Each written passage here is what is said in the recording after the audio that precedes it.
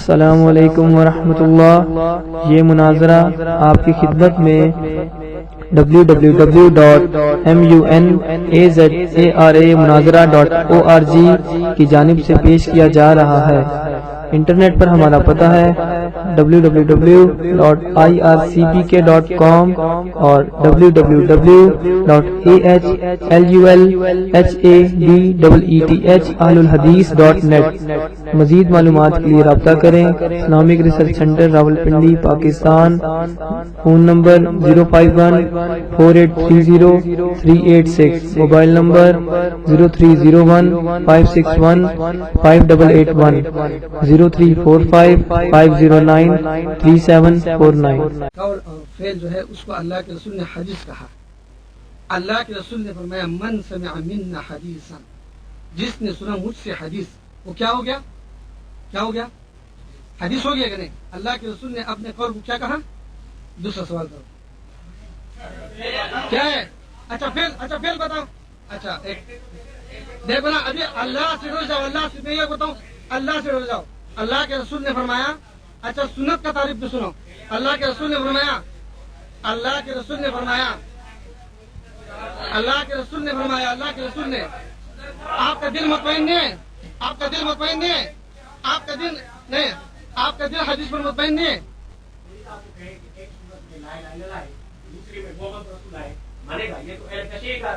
ایک حدیث میں بتائیں گے ہم، ایک حدیث میں بتائیں گے. ہم نے وعدہ کیا ہے ایک حدیث میں بتائیں گے.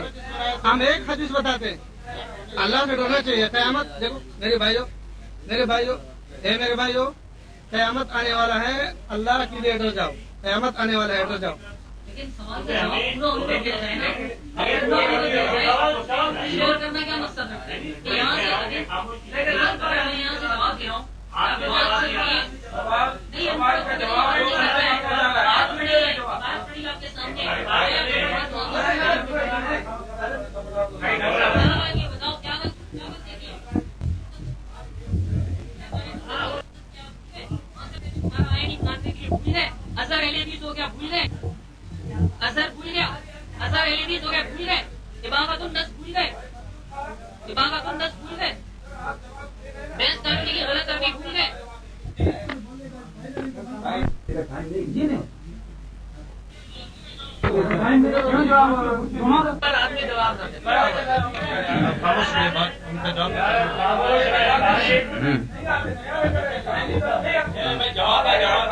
جی میں جواب دے رہا ہوں.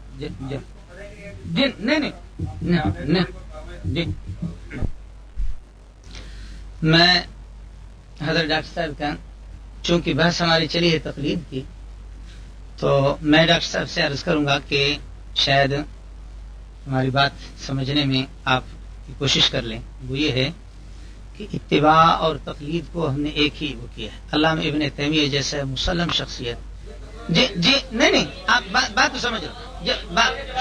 سمجھ لو بھائی. آپ کیوں کریں؟ آپ تو خاموش رہو نا. آپ خاموش رہو.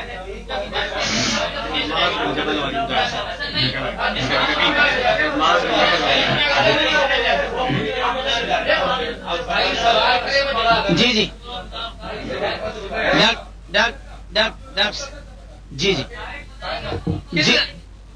دو منٹ میں آپ دو منٹ میں جواب دیں. یہ چیز ہاں یہ چیز رسول پاک صلی اللہ علیہ وسلم نے خود اس کی گنجائش رکھی کہ اگر قرآن میں ساری چیزیں نہ ملے کیا کرو گے، حدیث میں نہ ملے تو کیا کرو گے. فرمایا کہ میں اجتہاد کروں گا.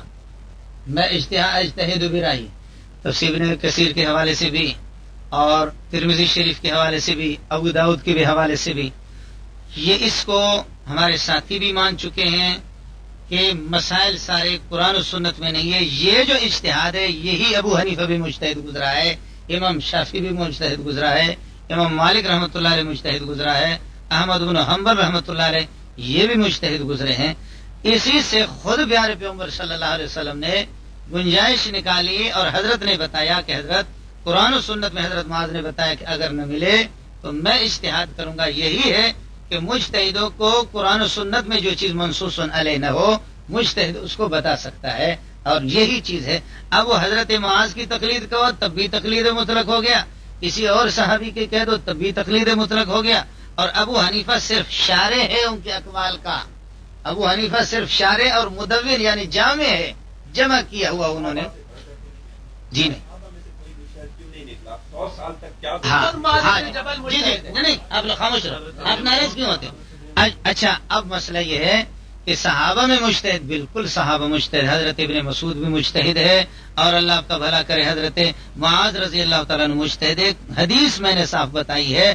اور علامہ ابن قیم رحمۃ اللہ علیہ کی ایک کتاب ہے اعلام الموقعین، اعلام الموقعین میں حضرت نے مقلدین صحابہ اور غیر مقلدین صحابہ، مجتہدین صحابہ غیر مجتہد، اس کی فہرست ہے۔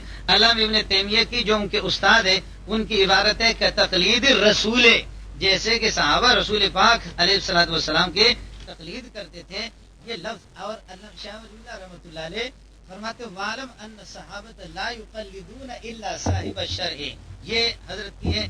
اس پر میں نے کسی بھی اپنی عبارت پر، ڈاکٹر صاحب آپ اس کو فوٹو اسٹیٹ قرار نہ دیں، کسی بھی عبارت پر یہی ہوا تھا کہ یہ ایک نشست ہوگی، اس لیے ہم آئے۔ کسی بھی عبارت پر میں انشاءاللہ لکھ کر کے دیتا ہوں، میں ہوش میں ہوں۔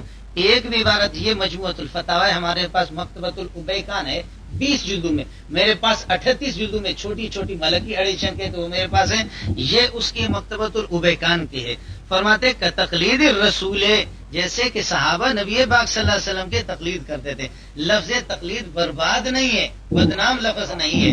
اسی طریقے میں بات عرض کر رہا ہوں آپ سے کہ میں نے آپ سے عرض کیا کہ علامہ ابن قیم رحمۃ اللہ علیہ نے باقاعدہ مجتہدین صحابہ اور غیر مجتہدین صحابہ، ان کی باقاعدہ انہوں نے فہرست اپنی کتاب کے اندر، یقیناً تقلید مذموم کی، ناپسندیدہ تقلید کی مذمت کی ہے، کتاب بھی اسی پر ہے، لیکن یہ کہ تقلید محمود اور پسندیدہ حضرت رحمۃ اللہ علیہ نے اس پر وہ کیا، یہ ان کے استاد ہے۔ شاہ ولی اللہ کی عبارت میں نے آپ سے عرض کی وَعْلَمْ أَنَّ الصَّحَابَةَ لَا يُقَلِّدُونَ إِلَّا صاحب الشرع، صحابہ تقلید نہیں کرتے تھے مگر محمد رسول اللہ صلی اللہ علیہ وسلم کی تقلید کرتے تھے، یہی تقلید ہے۔ جناب نبی اکرم صلی اللہ علیہ وسلم کے زمانے میں صحابہ ان سے مسائل معلوم کرتے تھے، آپ کے دنیا سے جانے کے بعد صحابہ آپس میں جو قرآن اور سنت میں کوئی مسئلہ نہیں ملتا ہے تو کیا کرتے؟ محمد صلی اللہ علیہ وسلم کریم بعد، صحابہ کرام کا یہ طریقہ تھا کہ وہ قرآن کریم اور نبی صلی اللہ علیہ وسلم کے احادیث سے ہی مسائل نکالتے تھے، اور قرآن اور سنت اس بارے میں واضح ہیں، اور احادیث میں بہت سارے واقعات موجود ہیں، جس میں سے میں نے آپ کو کچھ سنا بھی دیا کہ ایک طرف قرآن یا نبی صلی اللہ علیہ وسلم کا فرمان ہو تو اس کے مقابلے میں بڑا سے بڑا عالم ہو، مجتہد ہو، اس کی رائے یا اس کے فتوے کو وہ رد کرتے تھے، اس لیے کہ رسول اللہ علیہ وسلم کے فرمان کی موجودگی میں کسی کا قول، کسی کا فعل، کسی کا فتویٰ قابل حجت وہ مانتے نہیں تھے۔ اس کے سینکڑوں مثالیں موجود ہیں۔ اور جی تو سوال یہی ہے، پھر یہ 20 منٹ پھر بولتے ہیں نا، ہاں تو ابو موسیٰ اشعری نے اشتہار کیا ہے۔ یہ تصویر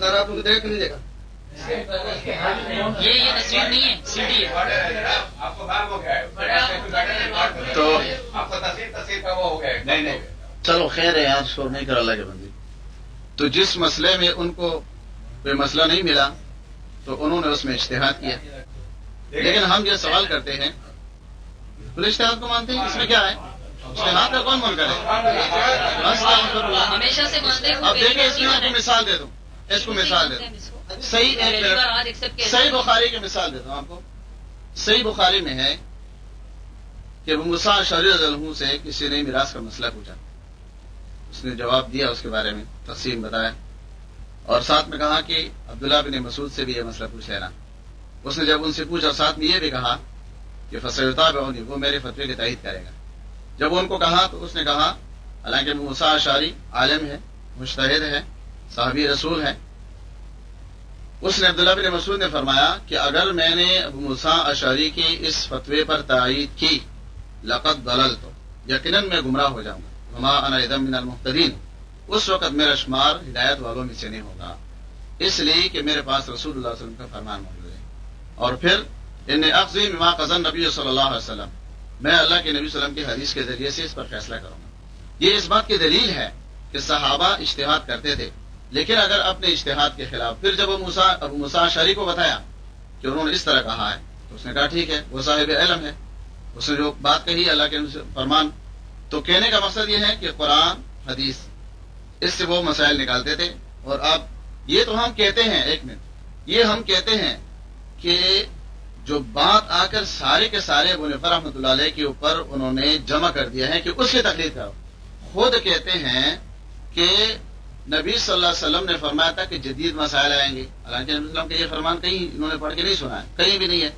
لیکن سنیں، آپ سنیں، زبانی باتیں سارے. بات اصل یہ ہے کہ جب جدید مسائل آئیں گے تو وہ صرف ابو حنیفہ رحمۃ اللہ علیہ تک آئیں گے کہ آگے بھی آئیں گے.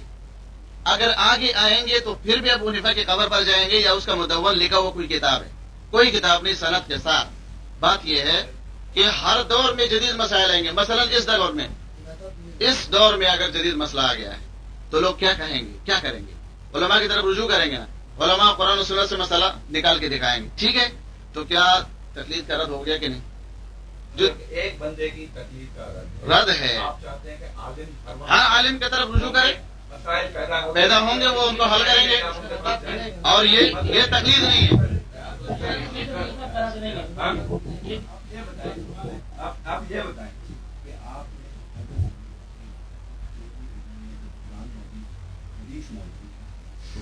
قیاس کیے اپنی رائے بنائی تو آپ لوگ اس کو کیوں چپتے ہوئے؟ صاحب اللہ تعالیٰ آپ کو جزائے خیر دے. ایسا نہیں ہے کہ اپنی رائے نہیں بنائی ہے، ہمارے ہاں عبارت ہے اور حضرت کو بھی اس کا علم ہوگا، یہاں دوسرے حضرات. علم ان اصول الشرع ثلاثۃ، الکتاب والسنت والاجماع، تین تو اصول کاملہ ہے، اور چوتھے جو قیاس ہے القیاس المستنبط من هذه الاصول الثلاثۃ، اس کی بنیاد میری قیاس نہیں ہوگی. ابو حنیفہ کا اصول ہے، امام احمد بن حنبل کا بھی اصول ہے کہ حدیث ضعیف بھی آ جائے ہماری قیاس سے، خالص قیاس سے وہ بہتر ہے. خالص قیاس سے وہ کہتے ہیں کہ قیاس وہ المستنبط من هذه الاصول، نور الانوار لے کر آؤ، منار لے کر کے آ جاؤ، اور یہ ہے کہ دیگر کتابیں. القیاس المستنبط من هذه الاصول الثلاثه، وہ قیاس جو اس قرآن اور سنت اور اجماع ہی سے استنباط ہوگا اور اجتہاد ہوگا. اور بہت سے ایسے مسائل، یہ ایسا نہیں ہے کہ مخالفت تو آپ جب ہی بتائیں. دیکھیے ڈاکٹر صاحب، میں نے ٹوپی پہنی ہے اور اب یہ کہیں کہ جی منظور نے ٹوپی پہنی ہے، آپ نہیں پہن رہے، یہ مخالفت ہے. لیکن اگر منظور کی ٹوپی کا ذکر ہی نہیں ہے کہ پتہ نہیں اس نے پہنی ہے یا نہیں پہنی، اب اگر آپ پہن بھی رہے تب بھی اس کو مخالفت نہیں کہیں گے، نہیں پہن رہے تب بھی مخالفت نہیں. میں نے پہنی ہے، اس کی صراحت ہے، اب آپ نہیں پہن رہے تو یہ مخالفت ہے، لیکن اس کا ذکر ہی نہیں ہے. یہی ہے جو حدیث حضرت معاذ کی پیش کی ہے. حضرت فرما رہے قرآن و سنت کی مخالف تو صحابہ رد کرتے تھے. بھائی مخالفت تو جبھی ہوا کہ قرآن و سنت میں ہو. وہ حدیث ہے فَإِلَّمْ يَكُنْ، اگر وہ مسئلہ قرآن و حدیث میں نہ ہو. یکن کا ترجمہ حضرت سے کرا دو. فَإِلَّمْ يَكُنْ، قرآن و سنت میں وہ حدیث، وہ مسئلہ اگر نہ ہو تو پھر کیا کریں. باقی مسئلہ ایک چھوٹی سی بات، حضرت نے فرمایا کہ امام ابو حنیفہ رحمۃ اللہ علیہ اب مر گیا، اس کے بعد بھی مسائل آتے رہیں گے. حضرت مسئلہ یہ ہے، امام ابو حنیفہ صرف شارح ہے، اصول اور ضوابط ایسے مقرر کیے ہیں. اب ایک اصول مطلقہ کوئی نہیں بنا سکے گا، اصول مطلقہ، لیکن نئے مسائل کو ان اصول پر تطبیق دینا. ان اصول وہ اصول بھی قرآن و سنت سے ماخوذ ہے، وہ صحابہ کے اقوال سے ماخوذ ہے، وہ رسول پاک صلی اللہ علیہ وسلم کے اقوال سے یہ کہ ماخوذ ہے. کوئی اصول ابو حنیفہ کا اپنا نہیں ہے. اب نیا مسئلہ آئے گا، اصولوں کے ساتھ اس کی تطبیق دی جائے گی، چاہے ابو حنیفہ مر بھی گیا، کچھ بھی ہو گیا. اس لیے یہی تطبیق المسائل الحوادث، نئے آنے والے مسائل کو تطبیق بالاصول، اصول کے ساتھ تطبیق دی جائے گی. یہ سلسلہ. جی جی جی جی جی جی جی جی جی جی جی پہلی بات. اور دوسری بات یہ کہ وہ ایک دوسرے کو ان کے والدین یا ان کے پیچھے لگنے والے ایک دوسرے کو آفت قرار دیا، وہ کیا اچھا عمل تھا. اور آپ نے ٹھیکہ دیا ہوا ہے حضرت امام ابو حنیفہ کے پیچھے لگنے، حضرت امام حنبل کے پیچھے نہیں لگتے، کیا اس نے شریعت کس چاروں امام غلط کی ہے، خدا نے خاص نبی کا صلی اللہ علیہ وسلم غلط کی، کس کے پیچھے لگیں گے آپ؟ جی اب ڈاکٹر صاحب نہیں، ڈاکٹر صاحب کو حق ہے. ڈاکٹر صاحب آپ بالکل صحیح سوال کر رہے ہیں، ڈاکٹر صاحب بالکل صحیح سوال کر. اصل مسئلہ یہ ہے جہاں تک حضرت فرما رہے ہیں کہ 4 مذاہب انہوں نے بنایا.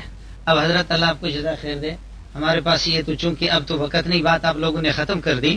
مسئلہ یہ ہے کہ حضرت وہ 4 جو انہوں نے غلو کیا، اس غلو کی ہم بھی اس کی مذمت کرتے. جہاں تک مسئلہ عقائد کا الحمدللہ ایمانیات ان میں کوئی اختلاف نہیں ہے. اختلاف فرعیات میں حضرت، اور فرعیات میں بھی اختلاف. مثلا آپ کی اطلاع کے لیے میں عرض کروں، آمین بالجہر اگر آپ زور سے کریں اس کی اجازت ہے. 2 چیزیں، ایک آہستہ آمین کہنا، بلکہ 3، اور ایک یہ کہ آمین بالجہر کہنا، تیسرا آمین کا اعلان کرنا. ایک ہے آہستہ سے آمین کہا، یہ اجازت. ایک یہ کہ آمین، یہ اس کی اجازت جہرن. صرف اولویت غیر اولویت کا، یہ اس میں گمراہی نہیں گمراہی کی بات نہیں ہے، یہ اختلاف ہے. تیسرا اعلان ہے آمین کا، آمین. اس اعلان کو ساری لڑائی جو ہے نا اسی اعلان.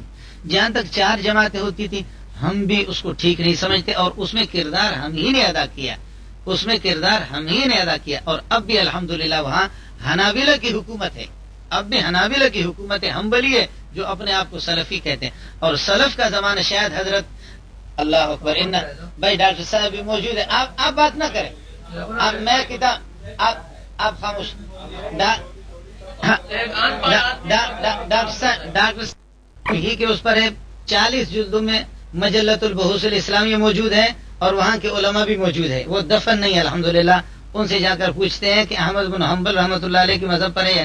اب حضرت کا مسئلہ ہے کہ آپ نے احمد بن حنبل کو کیوں چھوڑا، آپ نے یہ ہے کہ شافعی کو کیوں چھوڑا، مالک کو کیوں چھوڑا، ابو حنیفہ کا ٹھیک کر لیا ابو حنیفہ نے.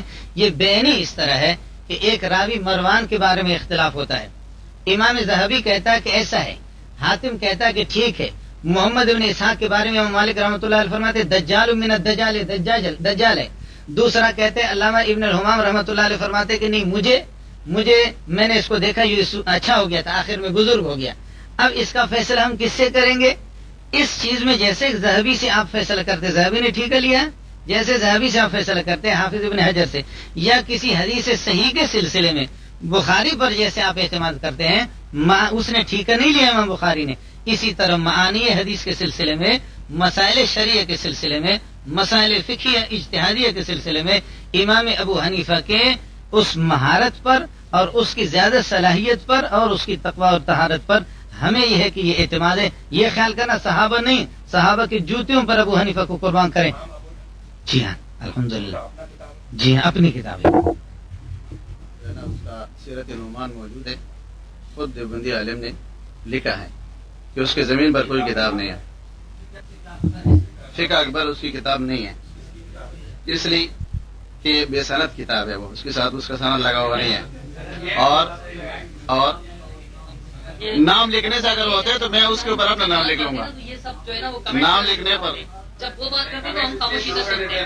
مصیبت یہ کوئی طریقہ تو نہیں ہے نا محفل میں. نہیں، عام نہیں، کوئی معافی کی ضرورت نہیں، اللہ کے ولی. خیر ہے، کوئی مسئلہ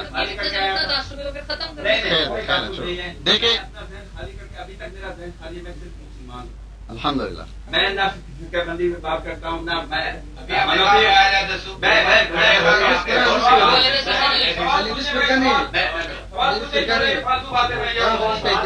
دیکھیں نہیں ہے.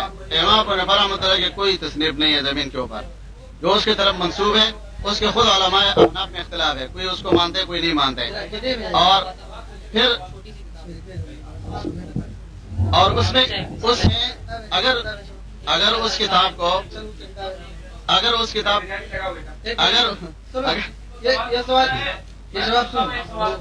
کتاب کو مان بھی جائے نا تو مسئلہ حل ہو جائے گا. کیوں کہ اگر وہ کتاب مانے تو وہ عقیدے پر لکھا ہوا ہے، عقائد پر، اور انہوں نے خود لکھا. یہ میرے پاس کتاب موجود ہے، یوسف لدھیانوی صاحب کی کتاب ہے اختلاف الصراط المستقیم. یہ عقائد علماء دیوبند جو کئی علماء کی تصدیقات اس پر موجود ہے. وہ کہتے ہیں ہم عقائد میں اشعری و ماتریدی ہے، امام ابو حنیفہ رحمۃ اللہ علیہ کے معتقد نہیں ہے. عقیدے میں اشعری اور ماتریدی ہے. ہاں اچھا. امام ابو حنیفہ رحمۃ اللہ علیہ سنیں، امام ابو حنیفہ رحمۃ اللہ علیہ فرماتے ہیں کہ اللہ تعالیٰ عرش پر ہے. جو اللہ تعالیٰ کو عرش پر نہیں مانتا ہے وہ مسلمان نہیں ہے، اس کا عقیدہ اسلام کا نہیں ہے.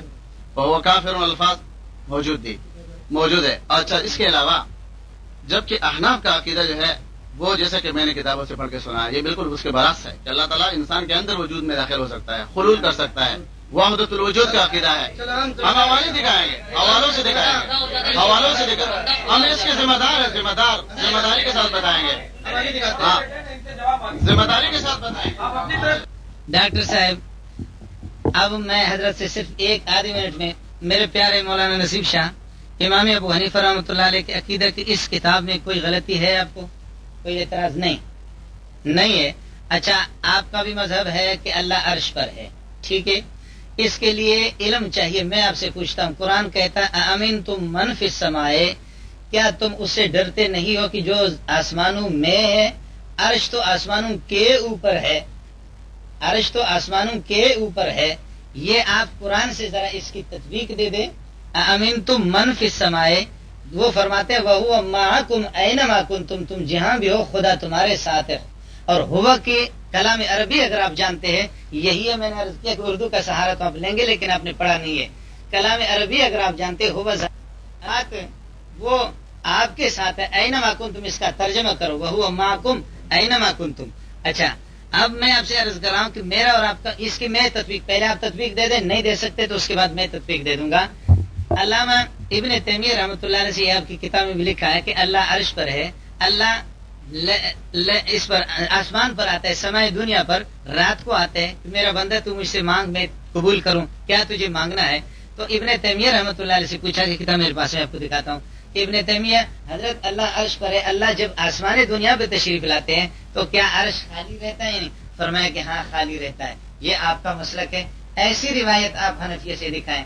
اور یہ بھی علامہ ابن تیمیہ سے حضرت نے نقل کیا ہے، علامہ وحید الزمان رحمۃ اللہ علیہ نے علامہ ابن تیمیہ اور حضرت نے ثابتہ بھی نقل کیا ہے کہ میں اپنی کتاب کے اندر اگر کوئی قیلہ کی بات نقل کروں تو وہ ضعیف ہوتی ہے، اور اگر قیلہ نہ ہو تو وہ بات ٹھیک ہوتی ہے. فرمایا کہ وہ حکیہ ان شیخنا ابن تیمیہ رحمہ اللہ تعالی، ہمارے شیخ ابن تیمیہ سے یہ بات مروی ہے. ابن تیمیہ اس سے کہا گیا کہ کیف ینزل ربنا، کہ ہمارے پروردگار کس طریقہ پر آسمان سے آتے ہیں. فرمایا کہ حضرت نے فرمایا انہ ینزل کما انا انزل من المنبر، منبر پر بیٹھے ہوئے تھے میں جس طرح اس منبر سے. یہ دیکھیں جی اچھا اب جی ہاں حضرت یہ الحمدللہ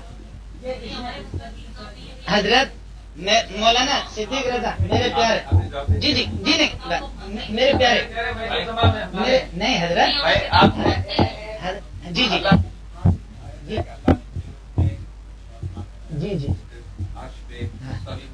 جی اس کے لیے آپ کیا کہیں؟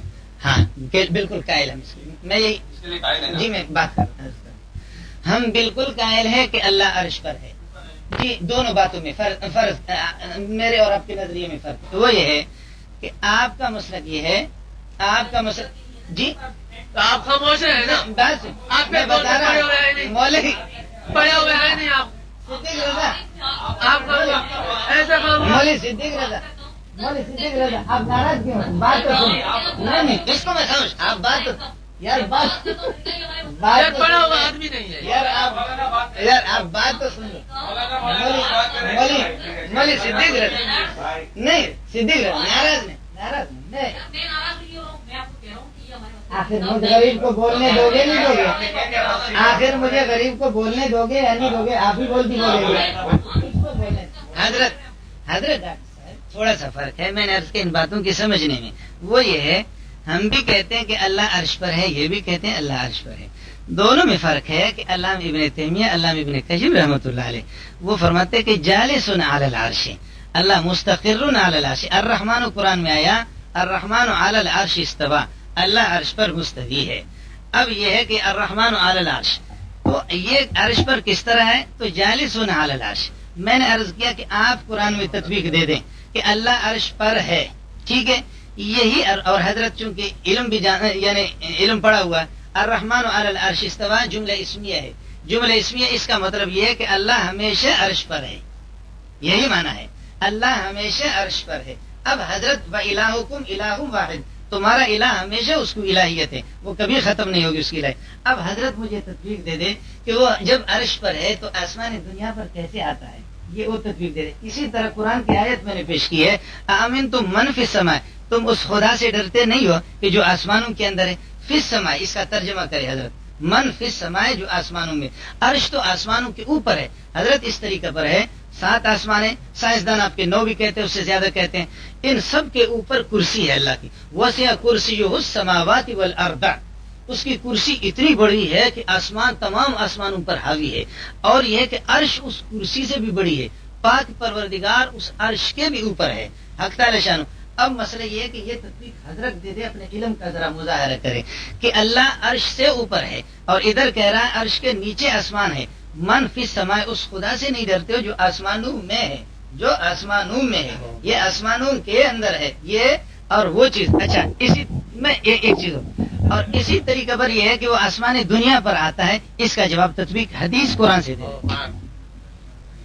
اللہ سبحانہ و تعالیٰ نے، آپ سنیں، اللہ سبحانہ و تعالیٰ نے اپنے ذات کے بارے میں قرآن کریم کے 7 مقامات پر صراحت کی ہے کہ الرحمن علی العرش استویٰ، رحمان عرش پر مستوی ہے، اور اس پر یعنی عقل سلیم، انسان کا جو فہم ہے، انسان کا جو شعور ہے، وہ اس کو تسلیم کرتے ہیں۔ جس پر ظلم ہو جائے وہ کس طرف توجہ کرتے ہیں؟ آسمان کی طرف، اس لیے کہ ان کا یہ عقیدہ ہے کہ میرا رب اوپر ہے، اور یہ جس طرح محترم خود مانتے ہیں کہ اس رب العالمین کی کرسی جو ہے وہ آسمانوں سے وسیع ہے، اور جبکہ صحیح حدیث سے ثابت ہے کہ یہ جو کرسی ہے موضع القدمین، یہ اللہ تعالیٰ کے 2 قدموں کی جگہ ہے، ٹھیک ہے؟ تو جب اللہ تعالیٰ کا عرش اتنا وسیع ہے، کرسی اتنے وسیع ہے، اس رب العالمین کا ذات کتنا وسیع ہوگا جس کو یہ ہر چیز کے اندر شامل کرنا چاہتے ہیں؟ یہ رد ہے ان کے عقیدے پر، ایک بات۔ دوسری بات آپ سنیں، جواب دیتا ہوں آیات کا۔ نبی صلی اللہ علیہ وسلم کا فرمان ہے کہ اگر تم سنیں بھائی، فرمایا نبی صلی اللہ علیہ وسلم نے، اگر تم ان پر رحم کرو گے من فی الارض، جو زمین میں ہے، تو تم پر رحم کرے گا کون؟ وہ جو آسمانوں پر ہے۔ اب اس میں دیکھیں، رحم ہم کس پر کریں گے؟ زمین میں ہے، زمین کے اندر ہے یا زمین پر ہے؟ جن پر ہم رحم کریں گے وہ زمین کے اندر ہے یا زمین کے اوپر ہے؟ حدیث نے اس کی وضاحت کر دی کہ یہاں من فی الارض سے مراد یہ ہے کہ زمین کے اوپر ہے، اس پر تم رحم کرو گے تو وہ ذات تم پر رحم کرے گا جو آسمانوں کے اوپر ہے۔ یہ تو حدیث سے ثابت ہے اس کی تطبیق۔ دوسری بات، آپ نے جو کچھ کہا یہ آپ کے علماء کے عقائد نہیں ہے، آج ہمارے مجلس میں آپ عقیدہ بدل چکے ہیں۔ یہ میرے پاس کتاب ہے عقائد علماء دیوبند، اور اس پر 45 علماء کی تصدیقات موجود ہیں۔ یہ دیکھو، یہ لکھتے ہیں صفحہ 230 پر، کہتے ہیں حق یہ ہے، کہتے ہیں البتہ جوہد و امکان، جوہد و مکان اللہ تعالیٰ کے لیے ثابت کرنا ہم ایک منٹ جہد سنیں، آپ سنیں تو صحیح اللہ کے بندے، جہد آپ سنیں۔ اب یہ جب ان کا پر ضرب لگے گی نا، ضرب لگے گی، ان کو پتہ ہے ضرب لگے گی، ہاں جی، کہتے ہیں سنو،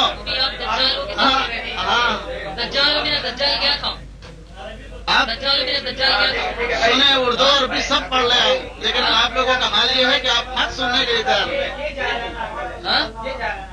ہاں نا۔ یہ کہتے ہیں کہ ہمارا جو عقیدہ ہے دیوبند کا، وہ یہ بیان کر رہے ہیں کہ اللہ سبحانہ و تعالیٰ مکان کے بارے میں کہتے ہیں کہ یہ اس کے لیے ثابت کرنا ہم جائز نہیں سمجھتے۔ قرآن کہتے ہیں وہ آسمانوں کے اوپر ہے، عرش پر ہے۔ یہ علماء دیوبند لکھتے ہیں کہ اس کے لیے ہم طرف جو ہے جائز نہیں سمجھتے، بلکہ اس بارے میں امت اخبار میں اس کا فتویٰ بھی آیا تھا، یہ محمد ولی راضی کا، اس کا کہنا تھا، سائل نے سوال کیا تھا کہ ہم کہتے ہیں کہ اوپر والا تمہارے ساتھ یہ کرے، اس نے کہا اگر کوئی یہ شخص عقیدتاً کہتا ہے کہ اللہ اوپر ہے تو یہ عقیدہ کفریہ ہے۔ یہ امت اخبار میں اور کٹنگ ہمارے پاس موجود ہے۔ یہ فرماتے ہیں کہ عرش اللہ کی مکان ہے، یہ مکان سے انکار کرتے ہیں۔ پہلے تو مکان، حضرت اگر ٹیپ ہے اگر ٹیپ ہے تو اس ٹیپ کو واپس کرو۔ حضرت نہیں، آپ نے ہم پر جو رد کیا کہ نہیں، اب آپ کو بتا، آپ حدیث ماننے والے ہیں۔ نبی پاک صلی اللہ علیہ وسلم نے پوچھا، آپ مسلم شریف کی روایت ہے، این اللہ ہو، تو یہ این کس کے لیے آتا ہے؟ جی، این اللہ کا مکان کہاں ہے؟ یہ اب حضرت بتائیں بھائی، این کس کے لیے آتا ہے؟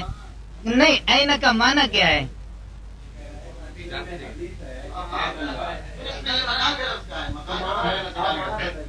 آپ ترجمہ کریں این اللہ ہو۔ نہیں بھائی، این ہے، این دیکھو نا، فَأَيْنَ تَذْهَبُونَ، دیکھو آپ صحیح مسلم کا مترجم حنفی کو حنفی یہ کتاب اٹھا کے لے آئے جس مترجم نہیں مترجم ہاں اس کا بھی لفظ یہی ہوگا کس کا مجھے نہیں کہے گا مکان کا نہیں آپ نے عربی پڑھا ہے السلام علیکم ورحمۃ اللہ. یہ مناظرہ آپ کی خدمت میں www.munazara.org کی جانب سے پیش کیا جا رہا ہے. انٹرنیٹ پر ہمارا پتہ ہے www.ircpk.com اور www.ahlulhadith.net. مزید معلومات کے لیے رابطہ کریں. Islamic research centre Rawalpindi Pakistan. Phone number 051-4830-386. Mobile number 0301-561-5881 0345-509-3749.